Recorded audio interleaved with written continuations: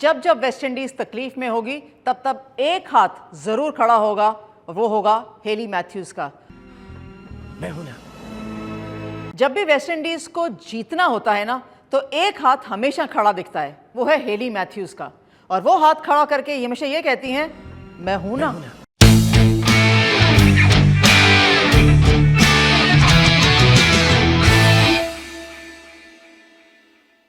स्वागत है आपका डिफरेंट स्ट्रोक्स के अंदर। और अगर मुकाबला वेस्टइंडीज नहीं जीतती against India second T20 international तो सीरीज इंडिया के हक में चली जाती और वेस्टइंडीज एक बार फिर हार जाता। लेकिन हेली मैथ्यूज ने कहा कोई बात नहीं, पहले मैच में जितना भी एक्सपीरियंस हमने लिया है, जितना भी अनुभव हमारे पास है और जितना हम पहले थोड़ा अर्ली भारत के अंदर आके कंडीशंस को जान पाए हैं, वो सब का इस्तेमाल करेंगे।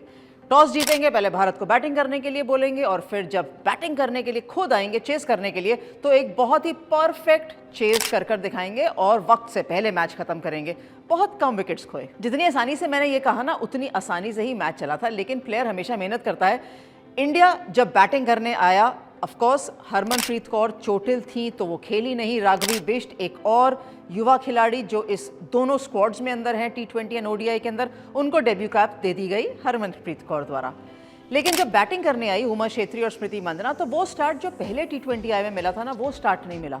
थोड़ी सी तकलीफ मिली। उमा छेत्री की विकेट जल्दी गई, डिएंड्रा डॉटिन को नई गेंद के साथ गेंदबाजी करने का अवसर मिला और वो दबाव जो पावर प्ले में 2 विकेट खोने के बाद भारतीय टीम पर पड़ा, जो वेस्टइंडीज गेंदबाजों ने कॉन्शियसली डाला, मैं समझती हूँ कि वो बेस्ट लर्निंग थी। 6 ओवर के अंदर अगर आप ऑफ टू ऑफ फ्लायर नहीं हैं और आप विकेटें भी खो चुके हैं ना, तो दबाव हमेशा बैटिंग साइड पर रहेगा क्योंकि आपको टारगेट सेट करना है।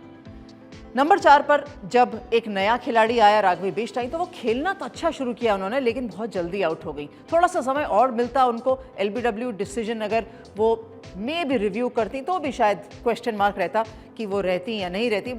आउट हो गई जल्दी। लेकिन उसके बाद जो विकेटें प्रॉबली भारतीय टीम को रन्स लेके आना चाहिए था, जिनको जैसे दीप्ति शर्मा, जेमी क्योंकि जल्दी आउट हो गई थी, राघवी बिष्ट भी आउट हो गई थी, फिर ऋचा घोष ने थोड़ी बहुत बैटिंग करके थोड़ा सा संभाला इंडियन इनिंग्स को। लेकिन हम क्योंकि टॉल बैटिंग ऑर्डर की बात करते हैं, लेकिन वो टॉल बैटिंग ऑर्डर से रन्स बने नहीं। स्मृति मंदना ने रन जरूर बनाए उनके नाम के सामने, लेकिन अगर आपने इनिंग्स देखी होगी तो पता होगा कि उनको कितने सारे जीवनदान मिले थे। हालांकि उनकी गलती नहीं है, अगर वेस्टइंडीज के प्लेयरों ने कैच छोड़ दिए तो उनकी क्या गलती। लेकिन एज अ बैटर सबको पता होता है कि आपने थोड़ी सी फ्लॉड या चार्म्ड लाइफ लीड करी है, क्योंकि स्मृति क्लास प्लेयर हैं, वो जानते हैं कि रन्स बनाना बेहद अहम है। लेकिन चांसलेस नॉक की अलग ही एक चार्म रहती है और एक खुशी रहती है। भारत ने रन्स बोर्ड पे डाले, लेकिन रन्स फिर भी कहीं ना कहीं लग जरूर रहे थे कि कम थे। ये मेरा मानना फर्स्ट T20I में भी था कि रन्स कम थे, जबकि 195 थे बोर्ड पर। यहाँ तो वैसे ही 160 का लक्ष्य दिया था भारतीय टीम ने। कियाना जोसेफ और हेली मैथ्यूज दोनों ऐसे खिलाड़ी हैं जिन्होंने एक्सप्लोजिव शुरुआत दी जरूर है पहले, लेकिन जब वेस्टइंडीज बैटिंग करने आने से पहले जब डिएंड्रा डॉटिन गेंदबाजी कर रही थी ना, वो जो 2 विकेटें उन्होंने ली और जो आउटस्टैंडिंग कैचेस उन्होंने पकड़े, वहां से कॉन्फिडेंस वेस्टइंडीज बैटर्स को भी मिला होगा। हेली मैथ्यूज और कियाना जोसेफ ने अर्धशतकीय साझेदारी दी। ओपनिंग स्टैंड है, जिस तरीके से उन्होंने 50 रन बोर्ड पर डाले थे ना, वहीं पर लग गया था कि ये मैच फंस नहीं गया, ऑलमोस्ट लीन कर गया है वेस्टइंडीज के खेमे में। इस तरीके की डोमिनेटिंग स्टार्ट था।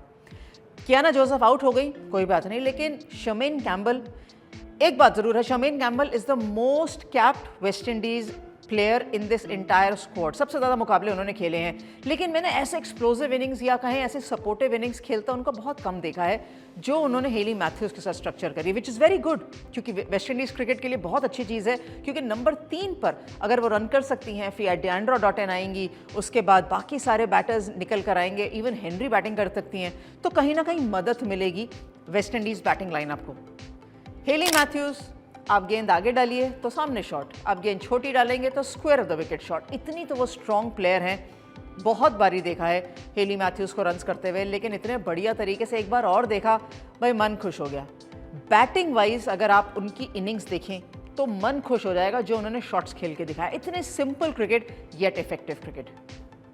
एक बार फिर भारतीय गेंदबाजी एक्सपोज हो गई। 5 रेगुलर गेंदबाज और 6ठा गेंदबाज सजीवन 16वां ओवर के अंदर ही मैच खत्म हो गया और हेली मैथ्यूज ने कहा कोई बात नहीं, एक बार फिर भले ही मैं कप्तान हूं, लेकिन मेरा काम है कि टीम को मैच जिताना। मुझे तो याद भी नहीं पड़ता कि किसी और ने इतना कन्विंसिंगली मैच जिताया था पिछली। आई थिंक ये सेकंड सक्सेसफुल चेज़ है वेस्ट इंडीज़ की इतने प्रॉब्ली 1.5 साल के अंदर। एक चेज़ याद आती है मुझे ऑस्ट्रेलिया के अंदर, इन्होंने ऑस्ट्रेलिया के विरुद्ध जीत हासिल करी थी, और अब इंडिया के अंदर इंडिया के अगेंस्ट जीत हासिल करी है चेज़ करते हुए दोनों बार। वहाँ भी हेली मैथ्यूज चमकी थी, यहाँ भी हेली मैथ्यूज चमकी हैं, लेकिन innings class from Hayley Matthews. And मुझे लगता है डिएंड्रा डॉटन, कैम्बल, हेनरी, सब ने अपना रोल प्ले किया। इनफैक्ट याद करिए शर्बिन कैम्बल ने बहुत अच्छा कैच पकड़ा था टू डिसमिस ऋचा घोष, तो कंट्रीब्यूशन उनका भी है। सीरीज 1-1 बराबर पर खड़ी है। समस्या भारतीय टीम के सामने ये है कि अब गेंदबाज कहाँ से लाएं। बैटिंग के अंदर तो ऑप्शन निकल कर आ गया राघवी भिष्ट से, लेकिन बॉलर कहाँ से लाएं। तीसरा T20 आए, सामने खड़ा हुआ है। Series is balanced, 1 to India, 1 to West Indies, 1 more match to go. Like, comment, share करना मत भूलिएगा, क्योंकि आपने ये भी तो बताना है कि छठा गेंदबाज भारतीय टीम कहाँ से लाएगी और किसको खिलाएगी। ये आपका होमवर्क है। Thanks very much for watching different strokes.